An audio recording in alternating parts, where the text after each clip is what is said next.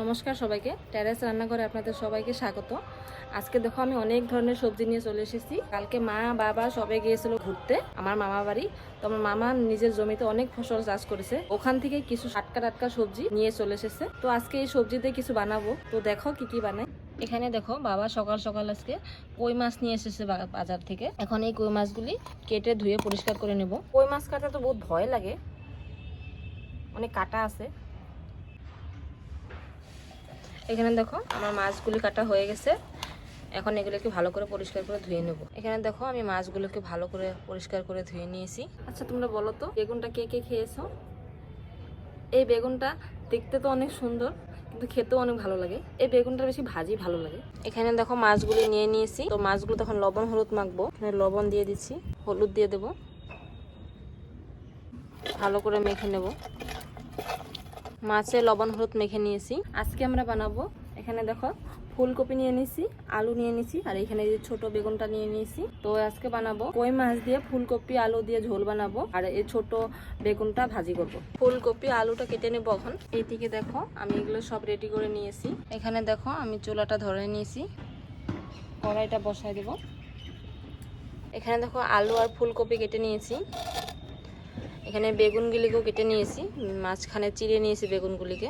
মাছ এসে এখানে কাঁচা লঙ্কা, ধনে পাতা, এখানে ডালের বড়ি নিয়েছি।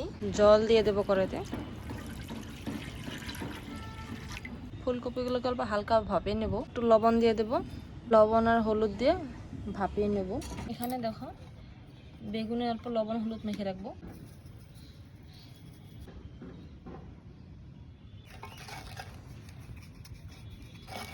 এখানে দেখো আমি কিছু মশলা শুকনো খোলায় ভেজে নেব। এখানে জিরে নিয়ে নিছি, জিরেটাকে হালকা ভেজে নেব। জিরেটা ভাজা হয়ে গেছে, নামিয়ে নেব। ধনেও ভেজে নেব। এখানে দেখো জিরেটাকে ভেজে নিয়েছি, ধনেও ভেজে নিয়েছি। জিরেটাকে শুকনো গুঁড়ো করে নেব।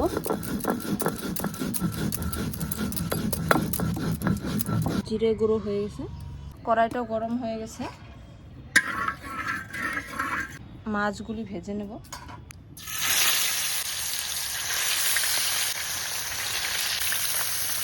এখানে ধনে আর কাঁচা লঙ্কা একসাথে বেটে নেব।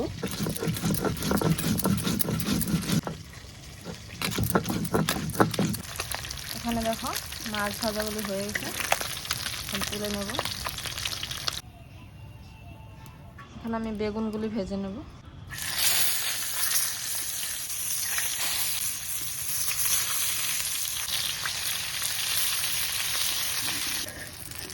বেগুনগুলি ভাজা হয়ে গেছে, এখন নামিয়ে নেব।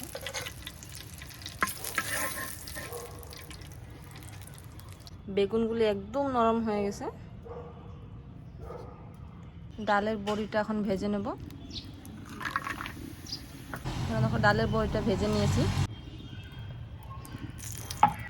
জিরে ফোড়ন দিয়ে দেব, আলু আর ফুলকপিটা দিয়ে দেব।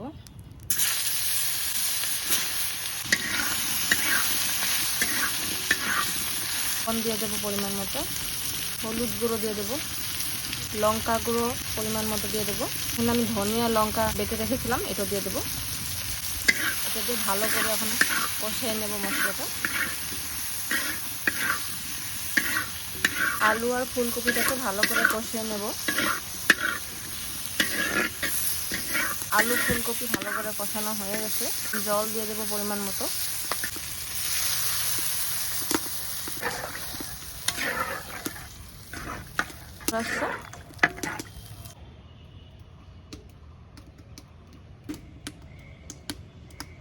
মাছগুলি দিয়ে দেবো এখন।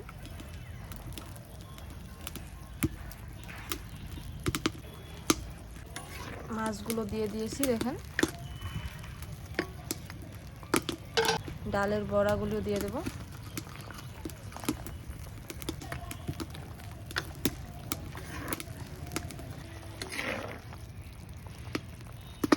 তরকারি আলু সিদ্ধ হয়ে গেছে, গুঁড়ো করে রাখা জিরেটা দিয়ে দেবো।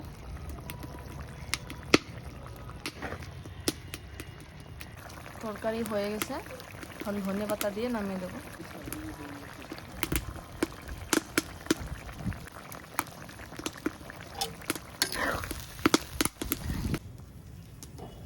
তরকারিটাকে ঢেলে নিয়েছি।